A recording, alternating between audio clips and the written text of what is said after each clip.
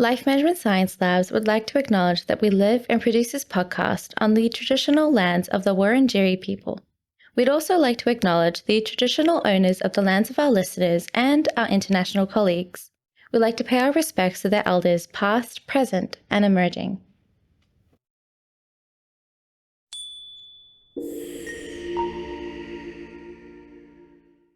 Hey everyone, and welcome to All Together, the Family Science Insights podcast, produced by Ellen Massell of the Life Management Science Labs. We are champions of life management science, providing structured insights informed by science and inspired by practice on key aspects of conscious living. Each week we bring you scientific and practical insights on each element with the expert knowledge of professionals in the field. I'm your host, Dina Sargeant. Let's get started. Hey guys, and welcome back to another episode. Now, it's important for families of all incomes and all statuses to understand their own financial journey as a family and hopefully find a way to teach their own children how to manage what they earn and manage the amount that they spend. Joining me today is Liz Frazier Peck, and she is a certified financial planner specializing in financial planning for families and working professionals. Thank you so much for joining me, Liz. Thanks so much for having me. I'm so happy to be here. Now, talk me through a little bit about what you as a financial planner do and sort of what aspects you look into within families. So I look at my financial planning is completely custom based on my client. So it's dependent on the client need. It can be anything from, do I have enough money to retire? I want to retire early. Help me figure out how much I need to have saved for that, to maybe it's buying a home. It could be looking at their investments, making sure it makes sense for them. And it could also be, which is usually typical for me, is looking at a whole comprehensive plan, which means, I'm starting a young family and one of my children are going to have to go to college someday. I need to save for that. In 5 years, we want to buy a house. In 25 years, we need to retire. Oh, and we want to travel and, be able to live a certain lifestyle. So more often than not, it's putting all of these pieces together. Mm-hmm. And what do you think is the biggest misconception that you found as a financial planner that some families are really just completely unaware of when it comes to finances? I think that historically finance has been made very complicated. And I think that most people think that they just can't understand it. I can't tell you how many clients I have who are very smart, very accomplished in their fields. And they tell me, oh, I just feel so dumb when it comes to finance. I just can't understand finance. Or like, I'm not a math person, so I can't understand finance. And it's just couldn't be farther from the truth. Finance is pretty simple. It can be infinitely complicated, but it doesn't have to be. Really, you just kind of have to know the basics around budgeting, smart spending, saving, and growing your money and managing debt. So I think that people think you have to kind of understand what a hedge fund manager does or, something like that, these obscure things that they hear about in the news, and they don't need to. Anybody can understand finance and anyone can be financially healthy. Yeah, I think one of the biggest ones for me, especially as I got older, was understanding the 401k idea, was understanding the amount of times that you hear the 401k. I always thought it was like a mile run or something like that, that's what I always thought it was. Because you hear it so often in so many different contexts that you don't really think of it as a financial aspect to it at all. And that's where my brain, and I think that definitely shows as to where my financial situation has been, on me understanding that myself, especially coming from a background where my family was not the greatest at handling their own money and handling the amount of money that is separated between what they're allowed to spend and what they're supposed to be saving and what the goal is that they're saving for was to be. And I think that's the main thing. Like for me, I've always been like, okay, if I'm going on a holiday, I'll save for that, but that's the only thing I'm saving for. I'm not looking 10 years into the future as to when I'm 35 being like, okay, that money, I'm glad that I saved that. So how far ahead are we supposed to really look when it comes to finances and when it comes to knowing where that money is going to be spent in? This is pretty much what I do on a day-to-day basis with my clients. And it's all about balancing and prioritizing. So you have multiple goals throughout your life, and some are these short-term goals that you want to take a trip in next year. You want to take a big trip, and then you might have a mid-sized goal or mid-timing goal of 3 years. You want to buy a house, and then everybody has the goal that they want to have enough saved so they can retire someday. So it's really a balancing act of prioritizing, making sure that, okay, if I have 20 years until I need to retire, making sure that I'm consistently putting money ahead towards my retirement, but also prioritizing these short-term goals. And it can be tricky. And that's really where a financial planner like myself or somebody else comes in to help you say, okay, so let's take a look and see if you've got $1,000 you can save each month, and you put $200 towards your retirement, and you put $300 towards your short-term goal of saving for a trip, and then I can't do the math right now, $500 towards the home purchase in 3 years. And it's really kind of getting comfortable figuring out exactly how much you need to have saved and playing with the numbers to see how you can get there. Should I save a little bit extra towards the house, or maybe I put a little bit more towards the short-term travel? Maybe I can't make it work, so I have to prioritize and maybe make that short-term trip a little bit less expensive. Mm-hmm. No, that's very true. It's a lot of things to think about in today's episode, and I hope that sets the introduction as to how we're going to be going through this episode today.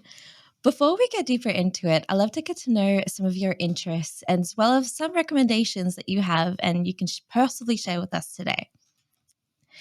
So to start off with, do you have a favorite genre of a book that you could share with us?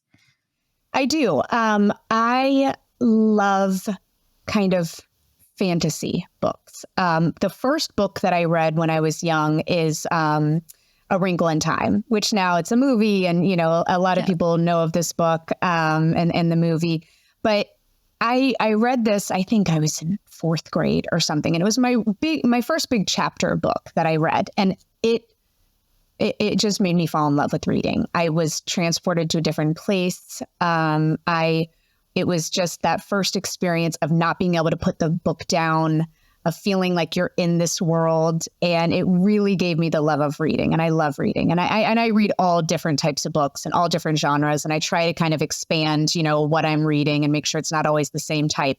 But because of that, I've always had a real love for anything that's kind of got a little fantasy and a little sci-fi mixed in. Okay. No, I love that genre. I feel like it's a genre you can really get swept away in very quickly. Yes. I think I've stayed up multiple times reading fantasy just because the idea of, okay, I get to escape my world for a little bit, step into something else. And I've stayed up until about 4 o'clock in the morning, 5 o'clock. There's one day I think I woke up and I turn around and suddenly the sky was open again. The sun was coming out. And I'm like, oh, I stayed up the whole night just reading. And that's the best feeling. And I think that also, who doesn't want to think there's a little magic in the world, in reality? We all kind of want to think about fate and things that happen that are a little mysterious. And I think fantasy books allow us to believe in magic, which is fun. Yes, exactly. Now, when it comes to movies, do you have a favorite movie that you could share with us? I'm a movie person. Growing up, we went and saw a movie almost every week. So I've done that with my kids. I take my kids and my husband and we see a movie a couple times a month. So I see everything. I think my favorite of all time is A Christmas Story. It's an old movie. I think it's maybe the 80s. And it's about Ralphie and his family. And it was the movie that we watched growing up probably 100 times a year. So there's very few conversations that I have with members of my family that don't involve a line from The Christmas Story. Well, at least there's a tradition in your family that sort of keeps going.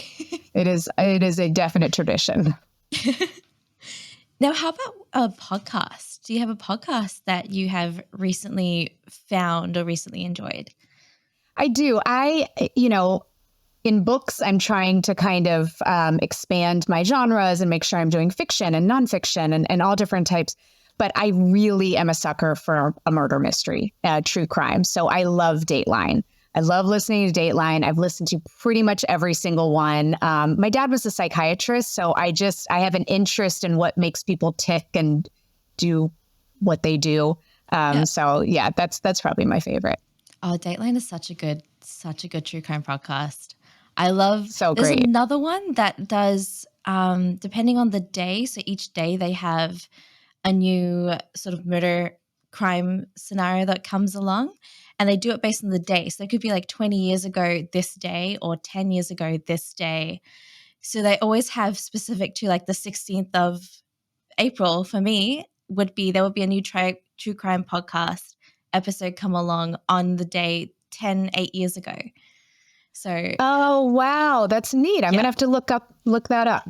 Yes, if I find it, I'll email it to you and send it over, because I think it's one that I always recommend every time someone says that they're a true crime podcast buff, because that's such a great one to also listen to. Great, because I hate having to wait in between episodes to get another one. I do it when I'm walking my dog, and yeah, great. Definitely send that. Okay, perfect. Now, either professionally or personally, do you have a role model that you find yourself looking up to? Yeah, I mean, I think professionally and personally, it's my mom. So my mom was the one who started our financial planning business. She started in the 80s. It was before she had inherited some money from her dad when he passed. It wasn't a ton of money, but it was enough that she wanted to do something with it. And she went around to different financial professionals, and everybody was selling something, was selling a mutual fund or insurance or something that she had to, that they would get commissions on. And she just thought to herself, well, of course you want me to invest in this because you get money off of it. So she, without knowing that this was going to become a thing, she started thinking about, well, what about if I become a fee-only advisor? What if I, just give people advice and they pay me for the advice, but I don't sell anything? So she was really one of the early pioneers of fee-only planning. So professionally, I love the way she's done her business. She's never marketed or advertised. Her clients stay with her for 40 years.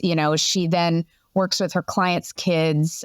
So I've really modeled my business a lot of her. But personally, pretty much everything that I do as a mom, I'm trying to think, would my mom have done this? How would my mom have handled this situation? And she just gave me such a great role model as a woman who wants to have a career that I'm passionate about. She always said, work for yourself.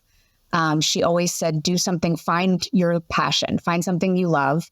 And, she got her MBA when we were little. So she'd go to night school, and then she started her business very small from the home. So she'd be a full-time mom and full-time starting this business. And I did it almost exactly the same as her, because I just really appreciated so much how she did it. Well, that's amazing to find yourself looking up to her in both sectors of your life as well, where it's trying to balance and juggle the two. You've sort of role modeled that from her as well, which I think is really admirable, to be honest. Yeah, I'm really lucky that I have her in all of these senses. But it's great that she's also pioneered the fee-only thing, because that's probably one of the things that scares people the most about financial planners as well, is the fact that that they're going to be getting something out of it. That's not just they're doing it because they really want to help individuals. They really want to gain money out of it themselves as well. Yeah, I mean, there's a very, very clear divide between you're either fee only or you're commission based. And if you're commission based, and there's a lot of wonderful financial planners who are commission based. So not saying anything negative about it, but if you are commission based, you make money off of what you sell. And it's hard to be fully impartial because you make money off of what you sell. And so you will naturally want to put somebody in something that you make money off of. And then fee only means that, for me personally, my clients pay me a project fee. I'll tell them how much it is, and then I'll give them investment recommendations and tell them what to do. And the only way I get paid is through my clients. So I'm a fiduciary, which just means that I have my clients' interests at the top. Well, that's such a great way of handling it. Now, I hope that you are all warmed up answering quite some easy questions before we get started in some deeper ones. I'm ready. Now, I know that everyone has a very different idea as to what family is and the whole idea of what it makes to be a family. What do you think, either personally or professionally, a family would be defined as for you? I love this question. I think a family is a group that's connected through marriage, adoption, blood, or love. And it's a group of people who support each other. Simple as that. I love that. I love that definition. That seems to be the ongoing definition that's sort of really well known on the show today. Oh, nice. That's great. Now, do you think that it holds, from your definition especially, do you think that it holds the same importance as family has done, say, 10, 15 years ago? That's a great question. I think it should. I don't know if family has changed so much over the years, for better and for worse, and not for better or worse. It's just changed and it's evolving to meet, what we need today. But I think that family should be just as important today as it was years ago. I mean, in my industry, financially, it's important to have a family that you are responsible for and taking care of, and they're taking care of you, and you support each other financially and through, careers and things like that. So, I think family is more important than it's ever been. So when it comes to family finance and sort of families managing their own income and outcomes and all of those situations, what are some key components to family finance that not a lot of people really know until after speaking with you? So I think that it's important to know that family finance is almost exactly the same as individual finance. The biggest thing is that you're sharing goals and you're sharing plans, and it makes it easier and more challenging. So when you're looking at family finance, it's what are your shared goals? What are you guys working towards? You have to all be working towards the same thing or else it doesn't work. So, you're working towards, you guys have an idea of when you want to retire, you're working towards retirement. You guys want to buy a house in a couple of years, you're working towards that. So you have clear defined goals of what you want to do with your money. And then the other part of that is that you have a plan to get there. It's great if you have these shared goals. We want to buy a house in a couple of years, but if you don't have a plan that you're both working towards, then it doesn't work. You're not going to get there. And then the final part of it is what defines family finance is the need for communication and transparency, because you have multiple people that you're responsible for, that are responsible for you. You all are making individual financial decisions that affect the entire family. So it needs to have a lot of communication around it. But it's the same kind of thing. It's budgeting, it's saving, it's managing your debt or taking out smart debt, and it's making sure that your money's growing. Mm-hmm. I think one of the biggest things that I've learned is the fact that my parents never talked about finances with me around. It was always much like okay, close the bedroom door, go and talk about the income outcome. You could sometimes hear yelling, sometimes a little bit, because neither of them were really wanting to communicate in a way that both sides were being heard. And that was always the way that I learned, okay, we don't have money for something, was the fact that behind closed doors, they would argue about it, and then coming out there like, okay, we can't go out for dinner tonight, but we can go out in a couple of weeks after dad gets paid. And that's always been how I've seen finances. So I've never been had the true understanding for it, as well as to what exactly is meant to be in a conversation between two partners, as to what exactly is meant to be that conversation, really. I think that's basically what I'm trying to get at, because I've never been exposed to that growing up. It wasn't until I got older that I really had to, okay, what exactly is the financial situation? And that's a hard topic to bring up in a realistic sense as well. You sort of want to be in that la phase about not really wanting to know, but at the same time, if you're wanting all those things, there's that, okay, we actually have to talk about this now. Yeah. And I wrote a book that's for parents about talking to their kids about finance and how to do that. And I think that it's the most important thing that parents can do is to make money and finance not taboo in their house, because it was forever. And that's why we are where we are today. that people are intimidated by finance, that they feel overwhelmed by debt. They get out of college, don't really realize how paying back the loans work. And this is why these super intelligent clients come to me and say, oh God, I am just so overwhelmed by finance. I'm so scared of it.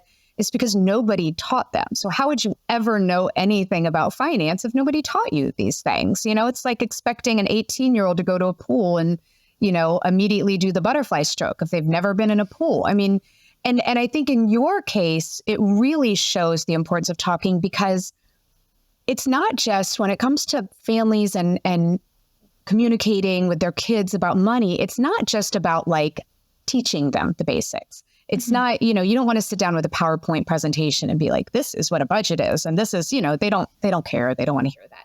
But it's also setting a foundation of being comfortable around money, and so clearly in your situation growing up, you're uncomfortable with money because that's how you were exposed to money. That was your first experiences with money. So money feels like not a positive thing. It's a stressful thing. And I think that's a lot of what adults today have, because people never talked about finance. It was seen as rude or stressful. So I think that it's so important, even if you don't feel like you can teach kids about money, just to have open, healthy communication around money. So, for example, if you can't afford to have dinner, go out to dinner for one night, instead of saying, we can't afford it, you could say, yeah, kids, we're actually really trying to save up for a vacation in a couple months. So we'd rather put our money towards that than spend it now. And just show them that you're making intentional decisions and communicating about it, and that you have a plan so that they, feel comfortable with it. And that allows them, as they get older, to have a healthy attitude around money. So it's sort of not really looking at the negative side being like what you can't have, but looking at what you can have in the future if you just sort of save up a little bit more. Absolutely. And I think like you were saying, instead of saying the negatives of what you can't have, you're teaching your kids prioritizing, which is so important. And they're going to have to do that in every aspect of their life. But, it's like if you give them $10 in the store, they have 5 things they want to get. You tell them you can get whatever you want, but you've got to figure out what's most important here. And that's really important part also of teaching your kids smart decision making and how to make their own decisions and think through it and be intentional, because that's a skill that they need to have for every part of their lives. So when it comes to I know there's a lot of couples out there that are sort of like, one's a spender, one's a saver. Yeah. And that's a very common sort of denominator that sort of comes in when it comes to finances. And usually one of the most common causes of arguments as well, is the fact that there's no balance in there with, okay, one's always wanted to save everything, every cent, but one's also want to spend every cent. So how do you have that balance between the autonomy between both couples, sort of allowing the balance between, okay, yes, you can spend this much, but you're still having to think about saving for a little bit more? Well, I think the first thing, and I see this a lot with my clients, I think the first thing is that couples have to understand that finance can be a real source of marital issues. And if they let it go for too long, finance is the number 2 cause of divorce in the US. Number 1 being infidelity. So it is really up there. So I think that it's important for them to understand the importance of kind of communicating with each other, that this can really snowball and get out of their control. It's interesting because everybody has a set of money values that they don't necessarily even know that they have. Some people are really adverse to debt because maybe their parents were always in debt. And so, to them, being in debt is the worst thing they can imagine. Some people are always terrified of bouncing a check because their parents bounce a check. So they just want to make sure that they've always got cash in their account. And maybe they don't care about debt, but they want to make sure there's always cash in their account. So I think that when you're a couple, the first thing is to identify the values, your money values. So, okay, one of them wants to spend a lot and wants to get a lot of fun stuff, new stuff, clothes, whatever it is. It's important for them to look a little deeper and figure out, well, why do you want to buy all this? Are you using all of this? Are some of these impulse purchases that maybe you could wait 24 hours and, and think on. And if the other one wants to save all the time, maybe it's because they need to be saving, that it might be because they really do have a goal and they have to buckle down and save. But also, that one might have some fear around spending too much because maybe they grew up with that or had some bad experiences with money. So I think the first thing is really for them to understand, okay, this is what we're both doing with money, but why? Why do we feel like this? And just having that constant open communication. And, if you do have somebody who's a spender, I think that if they have a conversation around, okay, I know that you're not comfortable with how much I spend, but let's take a look at our long-term goals and our plans, and let's see how much I can spend a month, because I do like to get new things, and I'm a spender. I'm a financial planner and I'm a spender. So, I think that it's important for the couple to get together and say, okay, well, you do like to spend money. You like to have new clothes. Let's just see what we're both comfortable with you spending. And then it goes back to prioritizing. So he might not be able to get everything that they want, but they do have some freedom to still buy the things that they're wanting. Mm-hmm. And I think especially when it comes to the whole idea of one income, two income households as well, there's that idea of, okay, because both the couple works, there's two incomes coming in. That means, there must be more than enough to be able to balance between saving for something and spending things. Because I have a lot of my friends who are in a partnership who are married, who have two income household. And there's always that idea of it's never, we can always save next time. We can always start next time, because it's like, we have enough money between the two of us where we can do that. But their idea of, okay, there comes the 2 months where they meant to start saving, and suddenly it's like, we have to go pay a card off first, pay a credit card off from the past month that we've been. And credit cards for me are probably like the one thing I'm glad that I don't have, because it's one thing that I just cannot imagine owing every single time. And I think because, like you said, growing up, that's what I've seen as being the most common thing that I've seen growing up is the credit card spending, and okay, put it on the card. It's all fine. It will get paid off, and it never does. And that's made me terrified of even the thought of using a credit card at 26 years old. There's no way I could even touch that. For me, it's always cash that's always there, because there's that, I need to be able to have that money and know that I don't have to stress if I don't have it, then I won't get something that I'm wanting to get. Yeah. And I mean, I think that's very healthy to not have a credit card and to use the cash available, because I just think that people don't necessarily realize if you're using a credit card, you can't afford it. That's it, and sometimes it's necessary. If your water heater breaks and you don't have the cash for it, you have to use the credit card and you have to come up with a plan to pay it off. But it's for nice shoes that you don't have the money for. You can't afford it. Mm-hmm. If you buy it with a credit card, you're borrowing money to buy shoes. You cannot afford it. And going back to what you're saying with the double incomes and feeling pretty flushed with cash, and, that you have enough that you don't necessarily need to save now. I think that, and this is your first question, what do people not think about with finance? I think that people don't necessarily realize the value of compound interest. So, even though it might not feel like you're making a big dent, if you're in your 20s and you start putting away for saving for retirement, you're giving your money 40 years to grow every year. So every year, let's say it earns 10%. So you start with $100 and it earns 10%. So the next year you've got $110. Well, that next year you're earning 10% on the $110, which is, I don't know, you end up with $121 and so on and so on. So your money is just it's really one of the best and quickest and most important ways to build wealth is by compound interest. So even if it's just a little bit, even if you feel like you could start anytime because you have plenty of money, go ahead and start investing it, start saving for retirement as early as possible, because it makes a huge difference in the long term. Mm-hmm.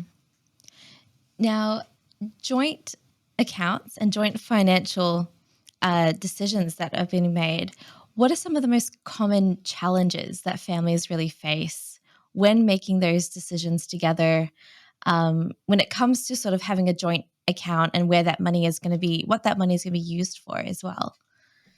Yeah, I mean, I have clients who keep separate accounts. So I think that, that sometimes works better for partners. So I think it's individual. But I think that, that kind of comes down to sometimes you'll have one person in the relationship who is looking at the spending and saying, well, why did you spend this? Well, why did you spend this much money on this? And that can lead to a lot of conflict. And, sometimes it's valid and sometimes it's not. So that's something where I think that couples can still have a little bit of freedom and privacy if let's say you say, okay, you can, this is as long as you pay it off every month. Couples could say, okay, so you get $1,000 to pay off your credit card every month, and that's your spending. And you can spend $1,000 on one pair of shoes, or you can buy, 500 pieces of bubble gum. Whatever you want to do with that, this is your money, this is your budget, and you pay it off at the end of the month, and you take $1,000 out of the checking account. And that's a way that couples can kind of still have a little bit of privacy and a little bit more kind of feel control over what they're allowed to spend and not feel like they're being monitored, which I think is a big thing when you start getting a joint account. Yeah, and I think that's one big fear that a lot of couples have when it comes to, okay, one person's taking care of the finances and then the other person just gets like a monthly allowance. Because I know for my family, at least, my mom was a stay-at-home mom. She didn't work. So she got an allowance from my dad each time. And there was kind of just like her end up relying on that money or that income that she got from my dad. And that was kind of where a lot of their arguments came, because one, it was more like she had no autonomy as to how much she can sort of spend. There was always that control, but at the same time, she ended up sort of being able to convince him to take more and more, which annoyed him even more. So there was always that, okay, the autonomy between both of them was sort of just always distraught and always in shreds.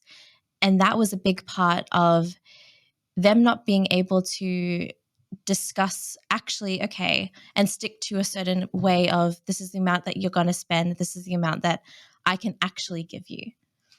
Yeah. And that goes back to, it has to be shared goals, and it should not be, when you look at income, whether it's joint income, whether it's both partners bringing in income or one person bringing in income, that is your household income.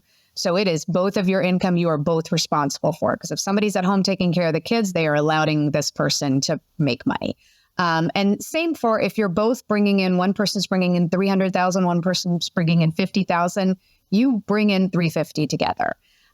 So I think that, with your parents and with other people who, if one person kind of is in control of the finance and is bringing in the money, it's important that they sit down and they have shared goals for both of them. Well, what are each of you able to spend each month, and explain it and make sure that both people understand this is why.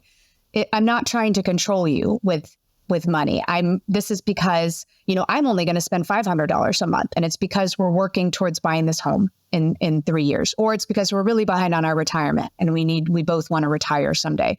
So it goes back to making sure you both understand and agree to and believe in these shared goals and have a plan to get there. Now, how, sort of in the sense of what to teach children as well, what are some of the techniques that you have sort of enthused with a lot of your clients as to some age-appropriate ways to teach a child to understand their financial situation, even like if it's pocket money or if it's sort of money that they get from chores? What are some ways that you can teach them to sort of be aware of their own financial situation? Yeah, so it depends on the age. I think you can start teaching kids about finance and financial concepts as early as possible. So, for like little kids, like even 3, 4, 5, 6 years old, first of all budgeting and saving comes down to is needs versus wants. So that was like a fun game I'd play with my kids, is I'd say, okay, what is ice cream a need or a want? And they'd be like, it's a want, and we'd go through all of the different things. And some things were tricky and had, interesting conversations. I'd say, what about a car? And they'd One would say it's a want, and one would say, well, you need a car to get to work, so it's a need. And, it doesn't matter if it's right or wrong, but it's just good. That's kind of getting into what's important for a budget, because budget, you've got the fun spending and the mortgage and then utilities and stuff like that. And then for little kids, you can also talk about prioritizing. So I would make a list of like 10 things, and it'd be anything from like mud to your brother to spiders to ice cream to whatever it is, just random things. And I'd say, put it in order of your most important to least important. And just giving them the idea of starting to think about, things, what's most important. Okay, if you can only choose 2 things that you're going to have, it's these top 2 things. And then also it's really important to expose them to money. And again, you're not going to sit down with a little kid and talk about, inflation. But you can start having them just, play with money, give them coins and have them count them out and talk about them, let them feel it. Because kids, they learn more and absorb more if they're touching things. When my kids were little, I still have them do this. They're a little older now, but I have them pay for everything. So we'd go to the store. I'd make sure that, if it was like a coffee shop or something, I'd make sure that I had cash with me. And I'd say, okay, Maddie, go pay for the coffee. She'd be like, what? And I'd be like, yeah, go take the $10 and pay for it. And then they're going to give you change. And it's just a good way for them to kind of first of all, get comfortable with money. And also understand that you have to give something to get it. It's a barter system here. So that's really important for little kids. It's just in Monopoly and any way that you can just expose them. Parents, I think, worry too much about teaching them the right stuff, or maybe they don't understand finance, so they're scared to teach their kids. But it's really just about keeping it positive or even just neutral, and just kind of having open conversations about, when you're at the grocery store, we could get those lemons, but you know what? This one costs a little bit less. Maybe we should get this one, or having conversations like telling your kids about healthy ways that your attitudes with money. So, I come home sometimes with my kids and I'm like, God, I had this coat that I wanted to get so much, but, we're going to North Carolina next week to see Didi and Papa. And I really would just rather keep our money and spend it on that trip. And, just kind of being a positive influence also. And letting them know that it's, sometimes it's a bummer. I wanted that coat, it's not fun, but it's worth it. And I make these decisions. And then when they get older, I think, especially in the teenage years, the most important thing is giving them money to practice with. So setting up some sort of allowance. If you base it on chores, you can do that. But your teen can always say, I don't need money this week, so I'm not going to unload the dishwasher. So I actually always just give my kids, I say, I give you an allowance so that you can practice and learn money and finance. So they get, my 8-year-old gets $8 a week, my 10-year-old $10 a week. We're capping it at 10 because then that just gets silly. But, and let them make decisions and let them make mistakes. And it's really hard for parents to sit back and watch your child buy something at the town fair that is going to fall apart the second it gets home. But, help them walk through what are the alternatives? What else could they do with that money? You sure you want to buy that? Okay. And then let them do it. And making mistakes at this age, there's no consequences. They feel bummed, they feel disappointed, which is good. It's good for them to learn. But, the more that they can practice and have hands-on practice is best. And I'm the director of education for Copper Banking, which is a teen banking app. And they have that's their whole philosophy, is they're trying to raise the next, the first financially literate generation. And it's through allowing kids to actually manage their own money, which is just really important. No, I think that's such a great way of, I love the allowance idea. I think I was very similar growing up throughout my teenage years as well, when it comes to I think I got $20 a week, but you can get more if you sort of do extra chores and things like that, like mowing the lawn. And there was time for extra, which I always did because I always needed extra money for everything.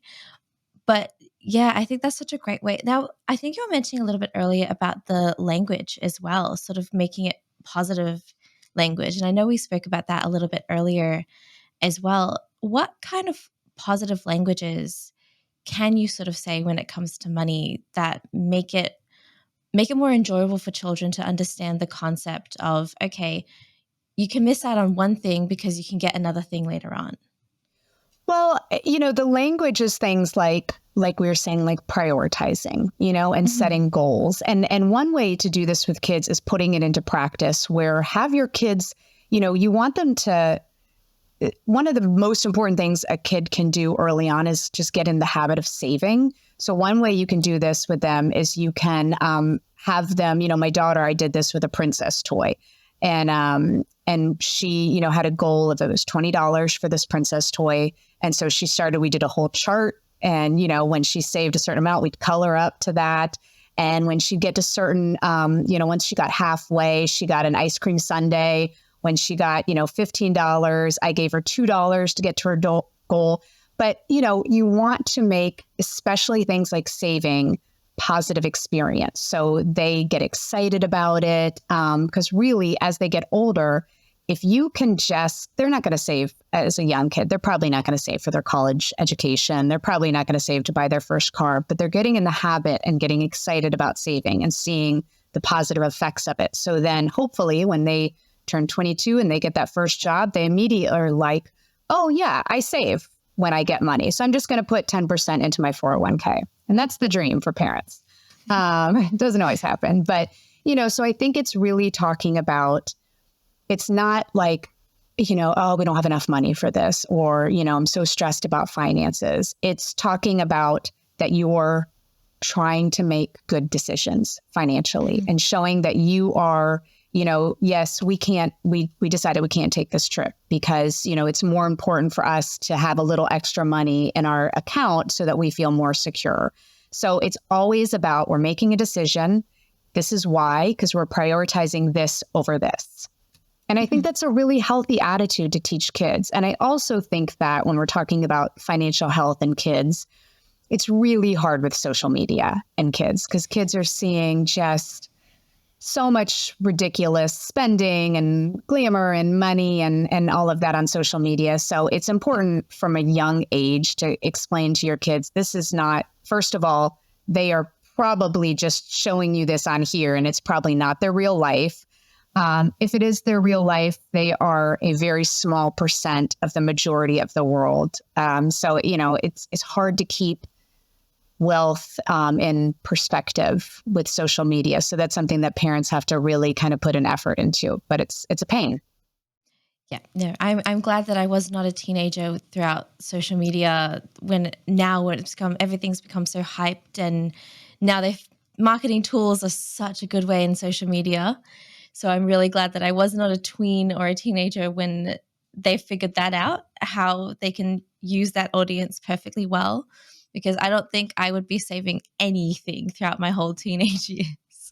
Yeah, I mean, they're geniuses. They know exactly what they're doing, and it goes for like when you turn 18, like every credit card company comes after you saying, giving you these great initial offers. And yeah, I mean, they are marketing geniuses.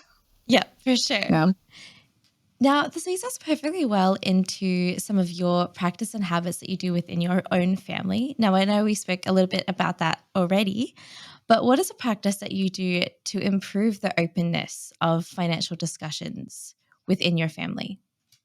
I think the biggest thing is my husband and I, really, we constantly communicate about finance. And we are a little unique where I'm the one who manages the money, obviously, because I'm a financial planner, and he really wants nothing to do with it. He doesn't want to know about it. He just, and this is typical in couples. Typically, there's one who is on top of the money. They know exactly where everything is. They know what's coming in. They know what's going out. They know, what investment accounts they have.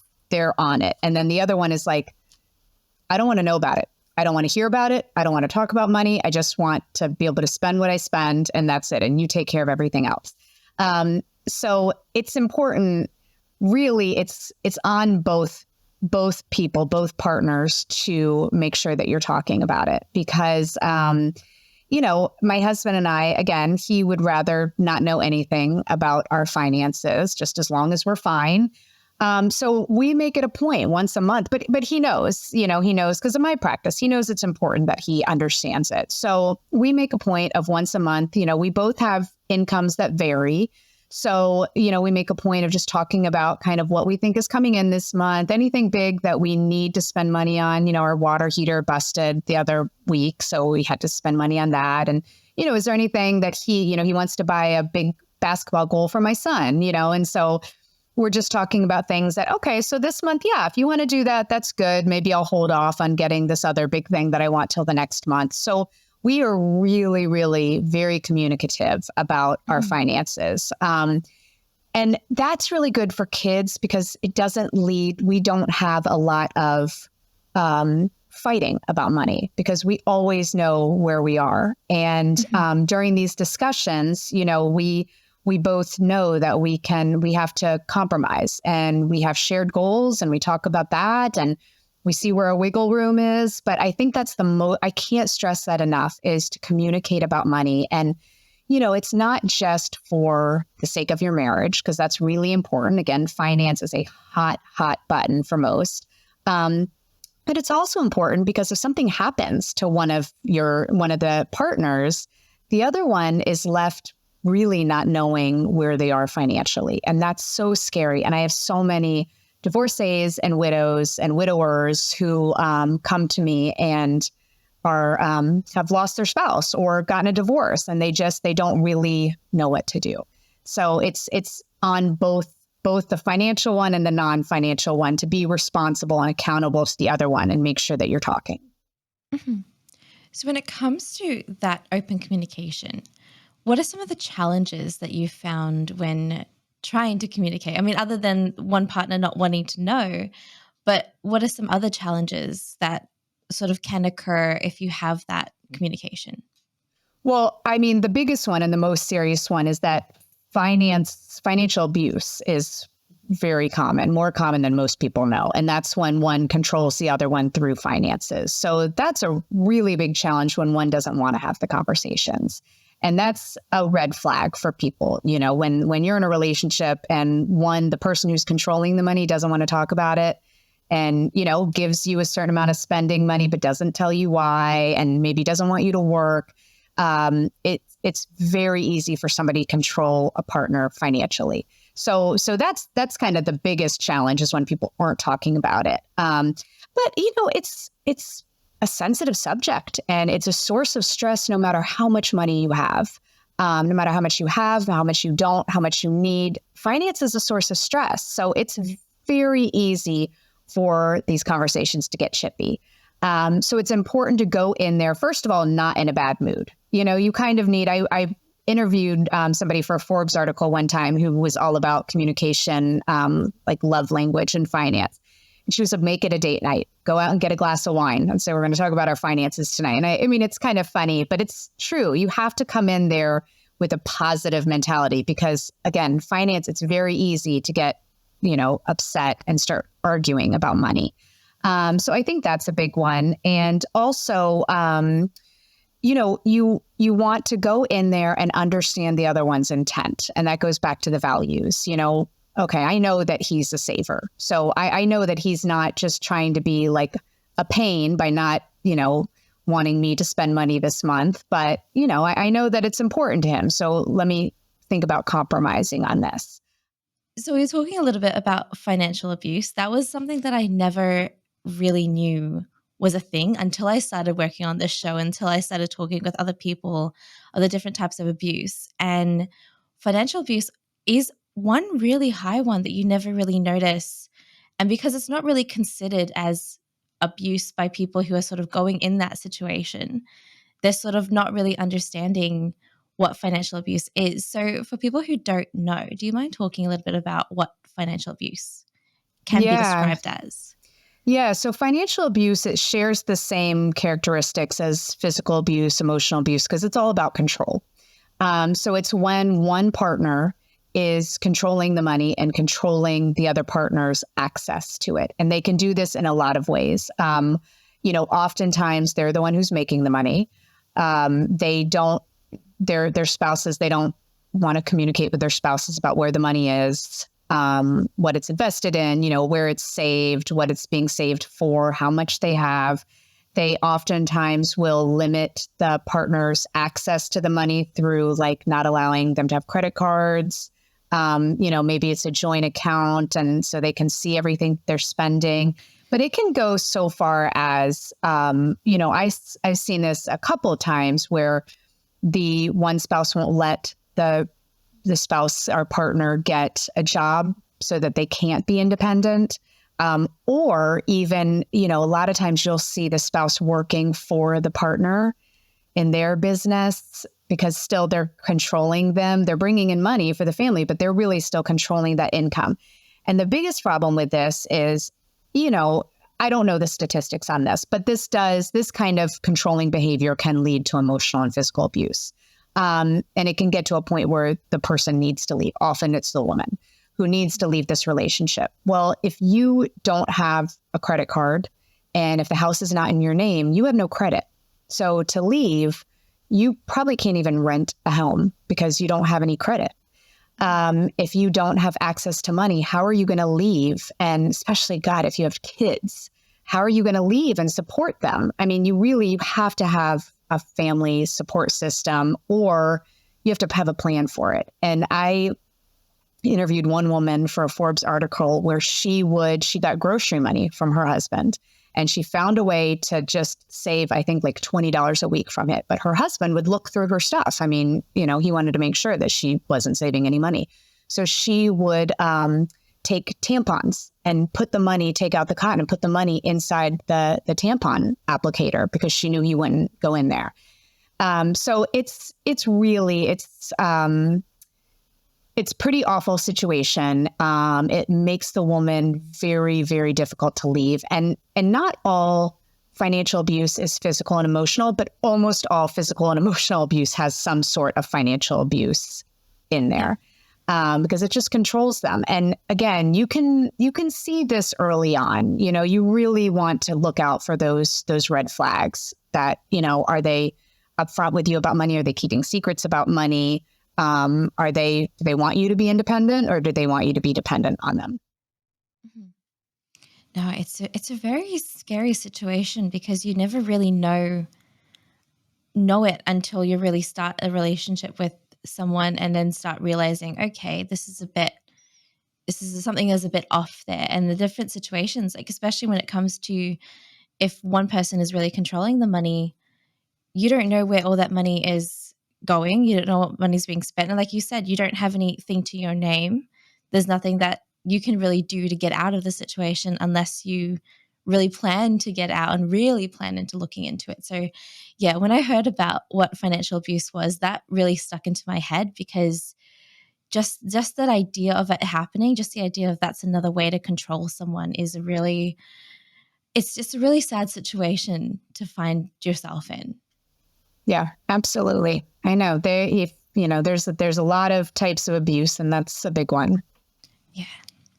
Now, this leads us into the last section of the show, which is the open mic. Yeah. Now, this gives you a chance to talk about anything that you are passionate about or maybe something we didn't get to talk about throughout the show.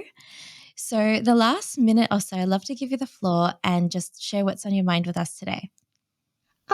This isn't super different than what we've been talking about, but my, financial planning is definitely my passion. But within that, it's really about educating children. And there's a couple different ways that this happens. So I wrote a book called Beyond Piggy Banks and Lemonade Stands, how to teach young kids about finance. And it's meant for parents to teach their kids. Part of that is parents just starting to expose their kids to finance. It makes such a big difference when they get older, that they're comfortable, they have the foundations, and, they also develop a healthy attitude towards money.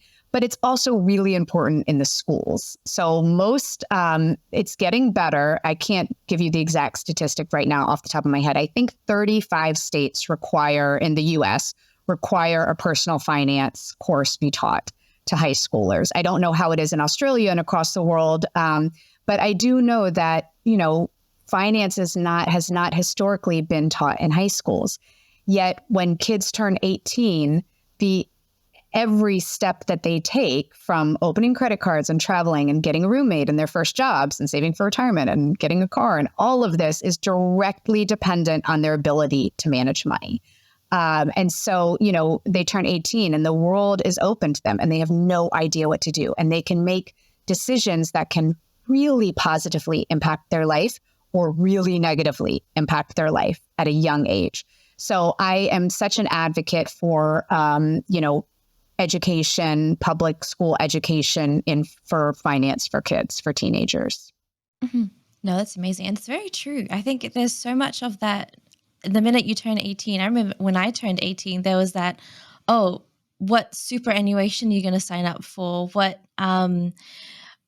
There's so many companies that sort of come to mind. I remember the first job that I started as well, there were about 3 different options that I could pick. And I was like, okay, wait, what do you mean? What's the superannuation? What's the ABN number that you have to have for working for yourself? I mean, for this job, working for myself as well, the amount of the contract that sort of comes in, the money that I'm supposed to be getting, it's that idea of the minute you come 18, you're supposed to know all of it. And yeah, I really hope that education does really help, because there's that idea of a 16-year-old kid whose parents have told him in 2 years you're going to be out on your own or you have to be kicked out. And they're having to figure all of that out in like the gap of 2 years. And 2 years is not enough time. I mean, I'm 26. I still barely know what's going on when it comes to finances. So for a 16-year-old to not really be 16, but having to be a 21-year-old mindset of supposed to know what's going on, it's insane the amount of expectations that we have on them. Yeah, I mean, they're going to have these decisions whether they know finance or not. So it's, it's a life skill that the success of your life is based on, really. Yeah. So, it's an important one.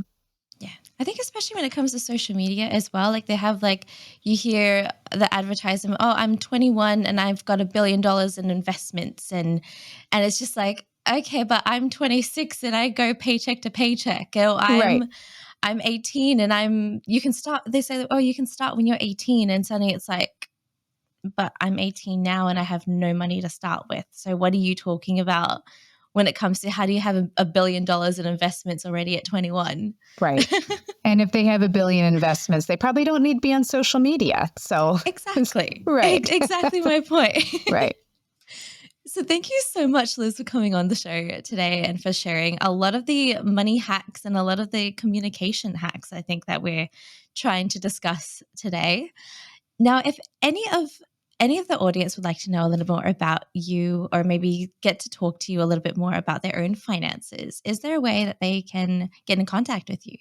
Yeah, I have a website. It's lizfrazier.com, LIZFRAZIER.com. And it's got, I'm creating a course for very simple finance, and my book is on there, and newsletter. And so you can directly email me if you want financial planning or just have an idea you want to talk about. You can directly email me from there. And thank you so much for having me on the show. This was such a fun and important discussion. Yeah, I'm glad you say fun. I think when it comes to finances, we want to keep having the fun into it as well. So finance is not something to be scared of, as we're learning today. It's not as hard as it looks. We just definitely have to go get started in it, I will say. Very well said. I couldn't say it better. Okay, good. All right, I hope you guys learned as much as I did when it comes to finances, and I'll see you all in the next episode. You've been listening to Altogether, the Family Science Insights podcast, produced by the Family Science Labs, a division of LMSL, the Life Management Science Labs. More episodes are available from 10 life management perspectives and can be found by searching LMSL on Apple Podcasts, Google Podcasts, Spotify, and other podcasting apps available on your devices. If you enjoyed this episode, please consider rating our show, sharing it, and subscribing to our channel, as it helps other people find it so that we can grow and bring you more quality resources. More of our work can be found on our website at fa.lmsl.net, where you can join our movement. I'm Dina Sargeant. Thanks for tuning in.